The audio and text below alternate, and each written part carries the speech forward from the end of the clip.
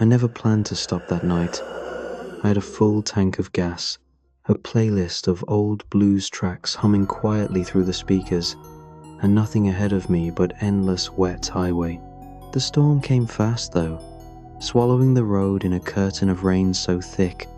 My headlights seemed to light nothing but fog and failure. My GPS froze somewhere past midnight, and even the familiar green signs disappeared, as if the world had shrunk to the inside of my car. When I saw the hotel tall, narrow, almost wedged between trees, I told myself it was a sign of luck, shelter, a place to dry off. I pulled in.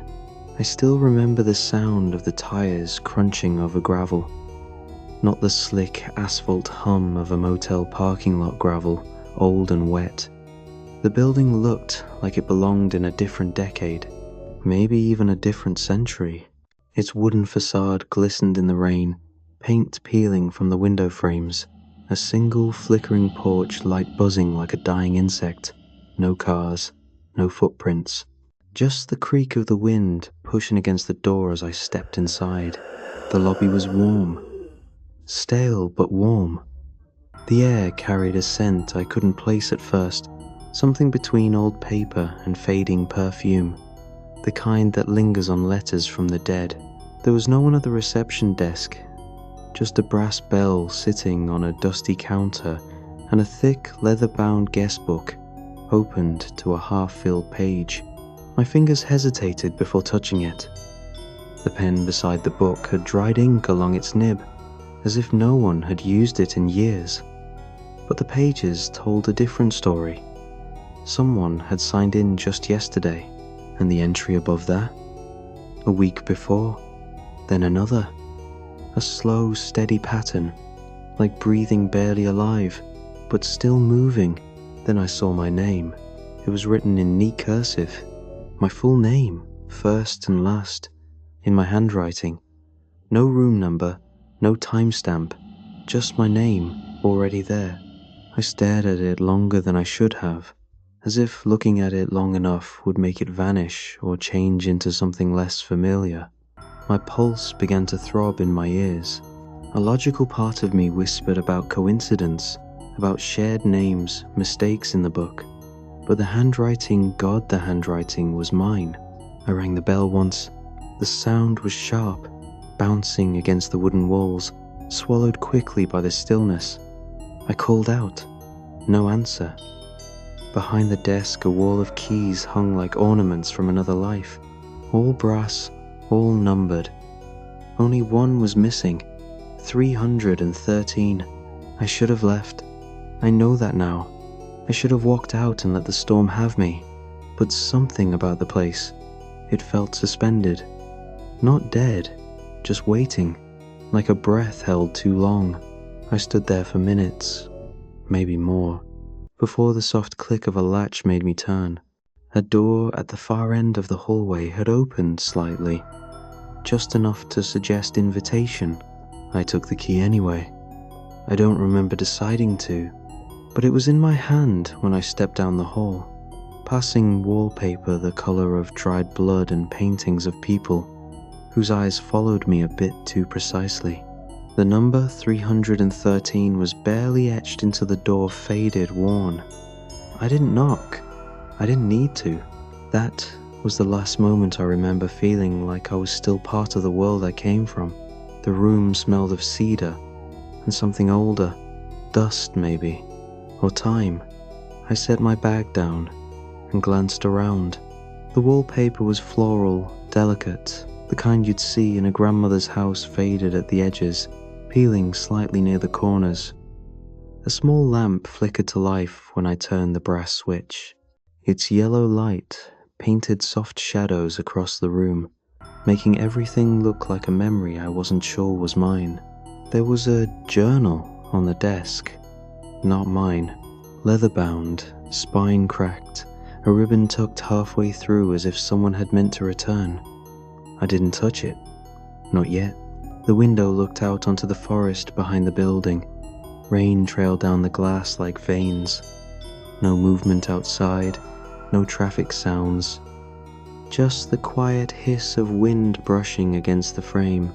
I sat on the bed. It didn't creak. That unsettled me more than if it had. No squeal of springs, no protest from old wood, just stillness. I think I said something aloud, just to hear myself talk. Maybe I asked if anyone was there. Maybe I asked why my name was in that book. The television was the old, kind, curved screen, dials on the front barely working. When I clicked it on, static burst into the room like a swarm of insects. I turned it off just as fast. There was a phone on the nightstand. Rotary. Beige. It rang once. Not a full ring. Just a half spasm, like a breath taken in surprise. I stared at it for a long time, my fingers hovering just above the receiver. It didn't ring again. Trying to shake the unease, I left the room. The hallway was longer than I remembered. The carpet swallowed my footsteps. Light fixtures buzzed faintly overhead, their glass covers stained with time. I counted the doors. 12. But the hallway wasn't long enough for 12. Room numbers skipped like a record with a scratch 308, 309, 311, then 313. No, 310. No, 312. No, 314. I paused near one of the doors, 309. From within, I heard something. A soft scrape, like a chair moving slowly across the floor. Then silence. I leaned in, listening. Another sound followed a murmur. It didn't come from a mouth. It sounded recorded, warped, like something underwater trying to form a word. I knocked. The sound stopped. The door didn't open. I kept walking. Downstairs, I found the dining room. Tables set, plates polished, forks placed perfectly beside knives, all untouched. A long table near the fireplace had 7 chairs, 5 of them pulled out slightly, like someone had stood up in a hurry. The other 2 remained tucked in, lonely and waiting. A woman stood behind the bar. I blinked. She hadn't been there when I entered the room. Middle-aged, thin, dressed in a navy blue dress with white buttons, her hair pulled back tight enough to make her temples shine. "Coffee?" she asked, her voice calm and without inflection. Sure," I said, moving toward the counter. She turned, filled a white mug from a pot that hadn't been steaming, and set it down gently. I reached for it. It was warm. "I didn't see anyone when I came in," I said, watching her closely. "No receptionist." "There's always someone," she replied. I waited. She didn't explain, just looked at me with eyes that didn't blink enough. "I think there's a mistake. My name's already in the book. Endu." She gave a small nod, as if I'd just confirmed something she already knew. "Room 313, she said. "I didn't choose that room." She looked past me, toward the hallway. "It chose you." I didn't know what to say to that. I took a sip of the coffee.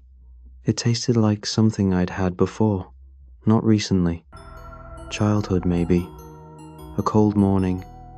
Something bitter but oddly familiar. When I looked back up, she was gone.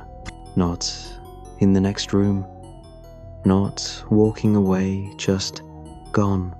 The cup in my hand, still warm, a thin ring of lipstick on the rim. I placed it back on the counter and stood alone in the empty dining room, surrounded by perfectly placed utensils, the scent of coffee in the air, and a growing sense that something here remembered me better than I remembered it.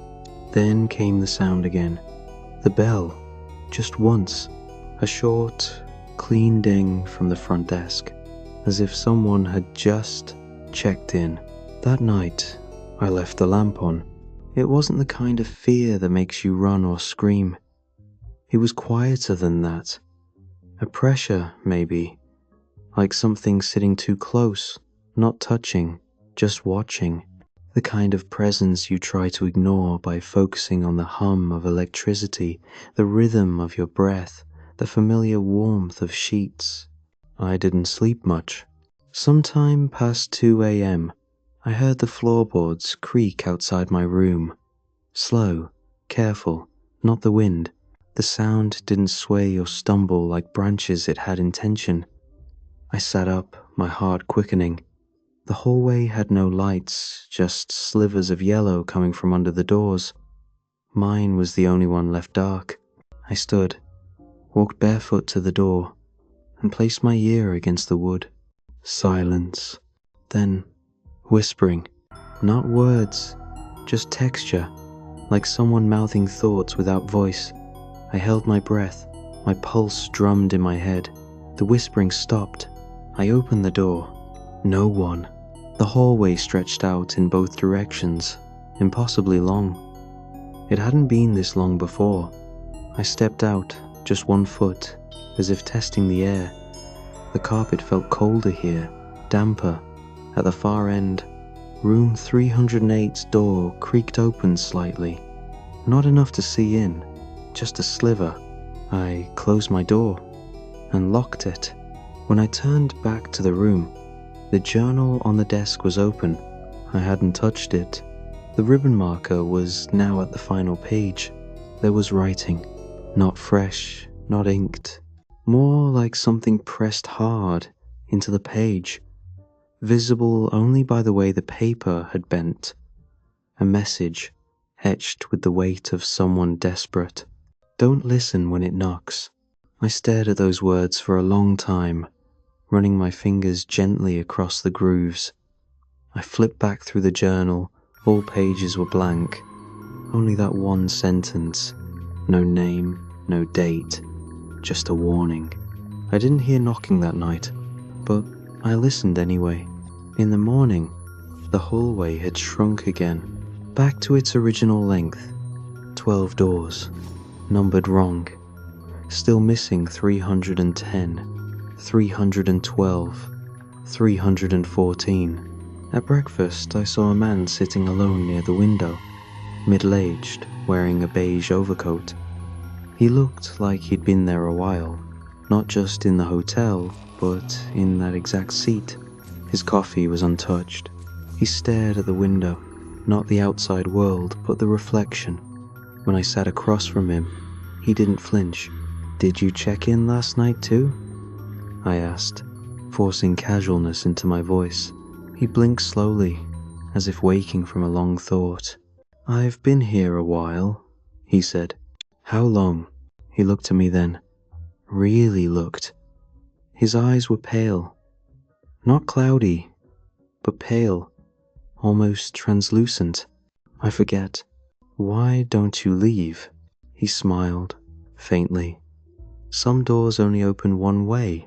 Before I could ask more, the woman from the bar entered, carrying a tray of food that no one had ordered. She placed a plate in front of the man. Eggs, toast, untouched. She set a second plate in front of me. Identical. I didn't. "It's always the same," she said, and turned before I could finish. The man across from me leaned in slightly. "She knows. They all do. But no one tells you until it's too late." "Too late for what?" His expression didn't change. He reached into his coat and pulled out something wrapped in cloth. He slid it across the table toward me, a small brass key. "Keep this with you. It's not to your room. It's to the other door. If it finds you first, you won't need it." I opened the cloth. The key was warm, warmer than it should have been. When I looked up, the man was gone. Chair still pulled out, plate untouched. Coffee now steaming, though it had sat there cold for 15 minutes. That evening, I left the journal open. Blank pages fluttered slightly from a draft that didn't exist. I placed the brass key on the nightstand. At exactly 3:13 a.m., there was a knock, not at the door, at the window. I live on the 3rd floor. I didn't move. The knocking came again, slower, heavier, not human. And then, the voice, low, wet. It didn't speak English. It didn't speak at all, but I understood it. It was asking to be let in, not into the room. Into me. I didn't open the window. I sat there until the knocking stopped, until the whispers faded, until the silence returned and wrapped itself around the room like a second skin. But the damage had already been done. Something had seen me, acknowledged me, and worse, I had listened. By morning, my reflection was wrong. Not by much, just enough. In the bathroom mirror, the me that stared back didn't blink when I did. It was a fraction of a second off, like a video buffering behind real time. I tested it, blinked rapidly, smiled, tilted my head, and still off. Like it was delayed in deciding what to mimic. I smashed the mirror. Behind it was only wall, no hidden door, no passage, but the reflection lingered in my mind. I packed to leave, stuffed everything back into my bag, zipped it so hard the teeth jammed. I grabbed the brass key the man had given me and headed for the lobby. The desk was gone, not unattended, gone. Where there had once been a front counter was now a wall, smooth, seamless. No seams, no nails, no grain. Just clean wood stretching across the front of the hotel like it had always been that way. I ran my hands over it. No outline, no hinge. The exit door too had changed. Still glass, still framed in rusting iron, but it wouldn't budge. I pulled, pushed, kicked. It didn't lock. It simply refused to open. Behind me, footsteps. I turned, expecting the woman, or maybe the pale-eyed man. Instead, I saw myself, standing at the top of the stairs, same clothes, same wet hair, but not moving, just watching. I blinked, and it was gone. I stumbled backward, my breath catching in my throat. The hotel was folding, shifting, narrowing its rules like a trap adjusting its teeth. I needed air. I needed to find a window, a fire escape, a way out. I ran. Upstairs, the hallway had changed again. Now, there were only 3 doors. Room 308, room 313, room 309. I swear they weren't in that order before. Each door was closed, the air around them pulsing slightly, like they were breathing. I reached for 309 familiar, maybe safe. It opened on its own. Inside, the room was identical to mine. Same wallpaper, same desk, same mirror unbroken. A figure stood with its back to me, slim, wearing my clothes, my backpack slung over its shoulder. I tried to speak, but the words died in my throat. It turned around slowly, and its face was almost mine, but wrong. The mouth too wide, the eyes empty, as if someone had sketched me from memory, but forgot what a soul looked like. It took a step forward. I slammed the door. Behind me, 308 creaked open. This time I didn't look. I just ran. I chose 313. I don't know why. Maybe because I already belonged there. The door welcomed me. No resistance. Inside, darkness, deeper than the power being out. A kind of dark that absorbs you. I reached for the wall, found no switch, only smooth wood. I took a step. The door shut behind me. Silence. Then a voice. Soft, familiar, like mine but sadder. You're here. I froze. I've been waiting. My voice, from the darkness, not an echo, something else. Something living in the pitch. My throat clenched. I tried to speak, but all that came was a dry rasp. Then the lights flickered on, dim, yellow, revealing the room, and the thing sitting in the chair. It looked like me, identical, same clothes, same hair, same tired eyes, but older, worn, cracked at the edges. It smiled. Every guest becomes a host, it said. Every host waits for the next. I took a step back, fumbling for the door handle, but there wasn't one. You listened, it said. That's all it takes. I lifted the brass key. My hand trembled. It tilted its head. That's not for escape, it whispered. That's for replacement. What are you? I asked, my voice barely audible. Its smile widened. I'm what's left after you forget how to leave. The lamp buzzed. The shadows stretched. And in them, I saw others. Dozens of forms, all sitting, all watching, all with my face. The lights went out. I don't remember how I got back to my room. 1 second, I was in 313, facing that thing. The next, I was on the floor beside my bed, drenched in cold sweat, lungs burning like I'd been underwater. My shirt was torn. My knuckles were scraped raw. The brass key was still clutched in my palm so tight it had left a crescent-shaped bruise. I didn't move for a long time. I watched the light from the hallway creep under the door, like fingers reaching in. I stared at the mirror I'd broken, still shattered, still wrong. My reflection didn't blink with me. It watched. When I finally stood, the hotel groaned. Not a metaphor. The walls groaned, as if the wood itself resented being still. A low moan traveled down the corridor like a warning. The room pulsed faint but real, as if the space was breathing again. I opened the door and found the hallway empty, but the carpet was damp. My footprints weren't the only ones. A second set trailed off toward the stairs barefoot. Smaller than mine, childlike, moving fast.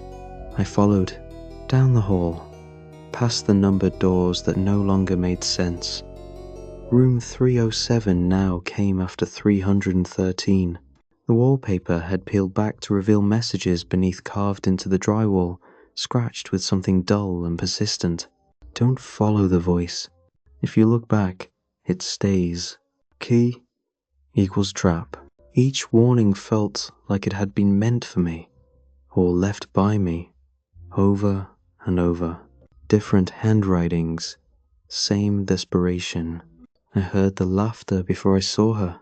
A girl, no older than 7, dressed in a white nightgown stained with something brown at the hem. She stood at the end of the hallway, back turned to me, hair long and matted. She was humming, off key. Every instinct in me screamed to run, but she turned, and I froze. Her face was a blur, literally, as if someone had smeared her features in oil paint, eyes, nose, mouth, all distorted. She opened her arms, beckoning. Her voice echoed like 2 radios playing at once. Come home. I stepped back. She didn't move. The lights above me began to stutter, flickering faster and faster until they buzzed and popped, plunging the hallway into a jittery half-darkness. Then the sound. Running. Dozens of feet. Bare. Slapping against the floor. Coming from everywhere. Upstairs. Downstairs. Behind every door. They were coming. I turned and ran. The hallway stretched. The doors multiplied. The air thickened. Each breath felt like pulling cotton through my lungs. I turned left, then right. The hotel shifted with me. Corridors changed direction, angled in impossible ways. Staircases led both up and down at once. I stumbled into the dining room, or what was left of it. The tables were gone, chairs overturned, plates shattered. The windows were bricked over now, as if they had never opened to begin with, and in the center of the room, a circle of chairs, 7, all facing inward.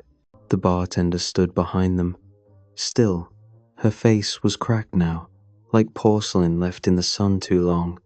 Her lips didn't move, but her voice filled the room. 6 hosts, One guest. I shook my head. What does that mean? You're the seventh. The lights above us dimmed. The chairs began to fill. Figures took their places slowly, mechanically. Each of them was me. Some younger, some older, all twisted in small ways.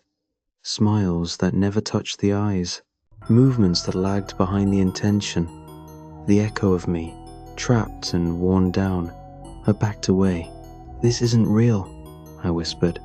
Reality is just repetition, she said. And you've repeated enough. The figures all turned to face me at once and spoke, not in unison, in echo. One starting a word, the next finishing. Layers of my own voice, stacked and looped. You stayed. Too long. The brass key vibrated in my hand. I held it up like a weapon. The bartender tilted her head, still trying to unlock a door in a house that wants you inside. My chest tightened, my vision blurred. I turned and ran again, back through the maze. Hallways that collapsed behind me, doors slamming shut on their own. My body screamed for air, for space, for time. I finally reached room 313. The door was open. Inside, the mirror was whole again, and my reflection was smiling. The reflection smiled first. I didn't move, didn't breathe. The me in the mirror tilted its head slightly, as if examining me from the inside out. Then it raised its hand, mimicking mine not perfectly. A beat too late, a twitch in the wrong finger, a hesitation like a lie forming in real time. And then it spoke, not aloud, in my head. You're the last piece. I stepped back.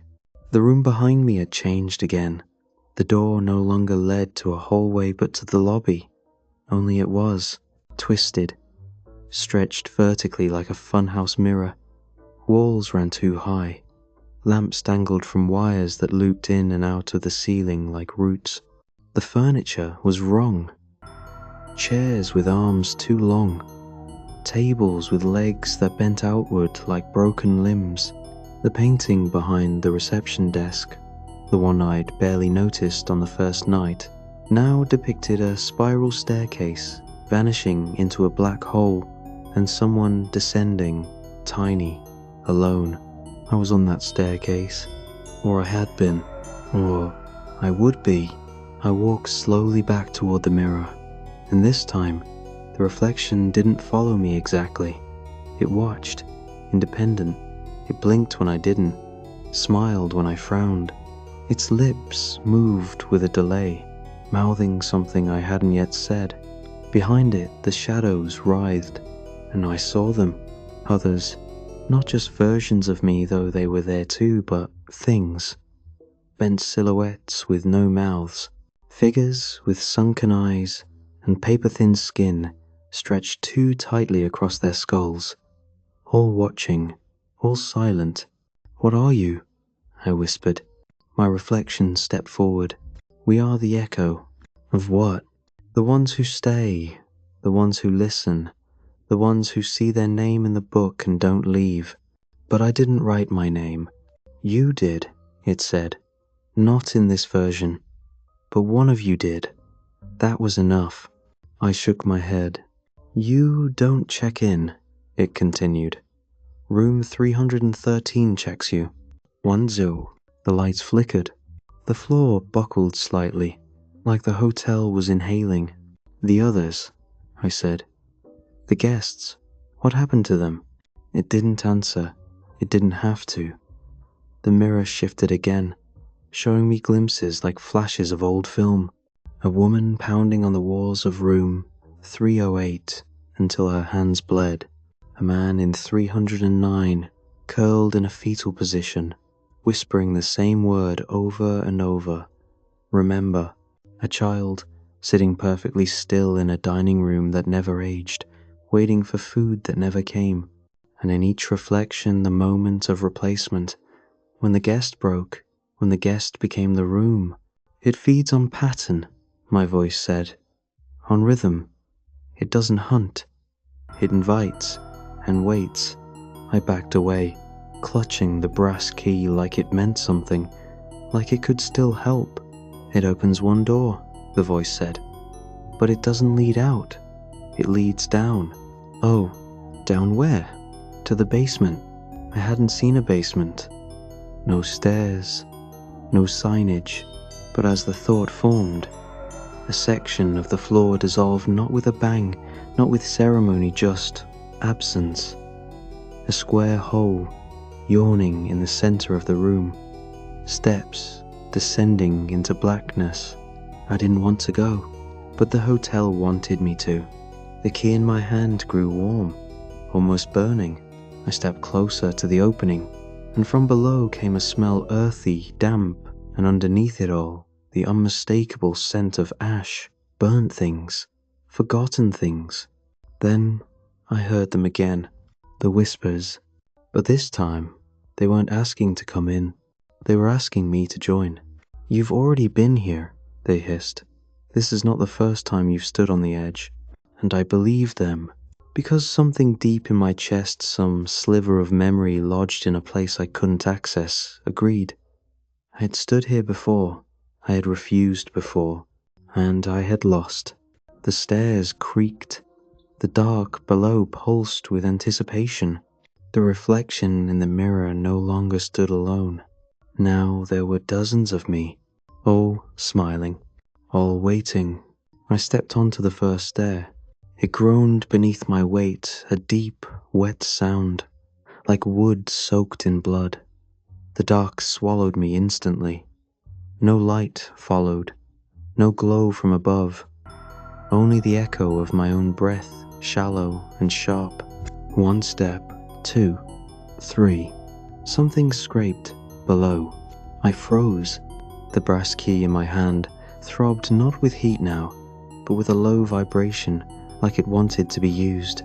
But there were no locks here, only descent. 10 steps, 12. The walls grew tighter, the air thicker. I couldn't see my hands anymore, could barely feel my feet. But I kept going, like the stairs were pulling me down instead of me walking them. Then, flat ground. The space opened up, but not much. The air smelled old, heavy with mildew, iron, and something sickly sweet. I reached out and touched stone, damp, breathing. I wasn't alone. He felt it, not saw it, felt it. The weight in the room shifted. My heart thudded, louder, louder, each beat like a drum summoning something forward. Then, movement to my left, a flicker, like someone stepping just out of reach. "Show yourself," I whispered. Nothing. Another flicker, behind me this time. Then a voice, right beside my ear. "You've been down here before." I spun, swinging the key like a blade, but hit nothing. My breath came in gasps now. My back hit the wall. A sound slithered up from the floor. Click. A lock turning, but not from a door. From inside my chest. I collapsed to my knees, clutching at my ribs. Something was opening. A memory, maybe. A version of me long buried. I saw flashes the first time I came here. The first time I ran. The first time I was replaced. And then, the voice again. "You are the echo now." Figures moved in the dark. Too many, surrounding me. I stood, staggering back, holding the key forward like a talisman. "Stay back." But they didn't move. They bowed, every single one, their heads dipping low, in unison, not in mockery, in recognition. One stepped forward. It was me, but starved, hollow-eyed, skin like old paper stretched over bones. His mouth opened and he whispered, "It's your turn." "No," I said. "Not this time." I turned and ran, up the stairs, 2 steps at a time. My lungs screamed, my legs burned, the key cut into my palm. I didn't care.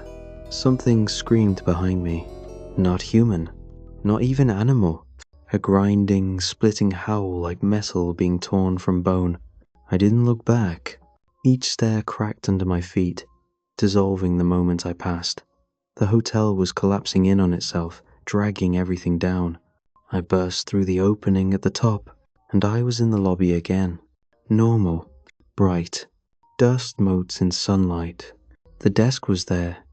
The door was open. The bell sat quietly on the counter, but no one was around. No wind, no sound. I ran for the exit. The door opened easily. Outside, the rain had stopped. The sun was rising. I took one step onto the gravel, then another. My car was still parked where I'd left it. I turned back. The hotel stood silent. Just bricks, just wood, just a building. But I knew better. Inside, it was waiting, and I had left something behind. I made it out. I drove until the sky burned orange and my gas tank blinked red. I don't remember the roads. I don't remember sleeping. Just waking up in a motel 3 towns over, dried blood under my nails, the brass key still clutched in my fist.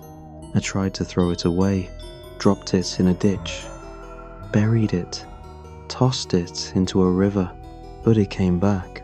Sometimes in my coat pocket, sometimes under my pillow, sometimes already in my hand before I'd realized I was holding it.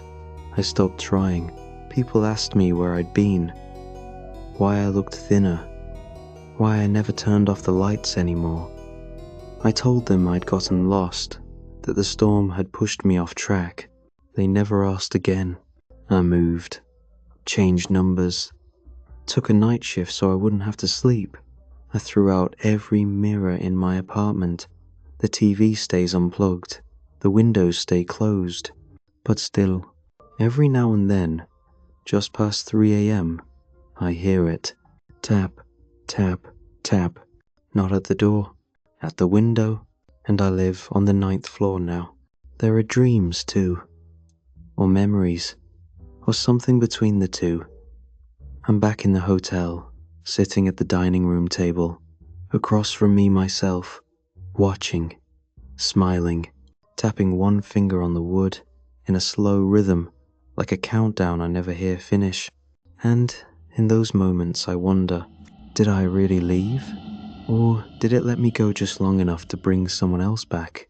Sometimes I feel myself losing time, slipping into long silences without realizing. I'll look into a dark window and see my reflection move before I do. And when I close my eyes, I see the book, the guest book, pages and pages of names, new ones, old ones, mine, again and again, and always the same note beside it. Checked in, room 313, no date, no checkout, just a spiral. And even now, as I sit here writing this, trying to make sense of it, I feel the key warming in my palm. I haven't looked behind me in hours, because I know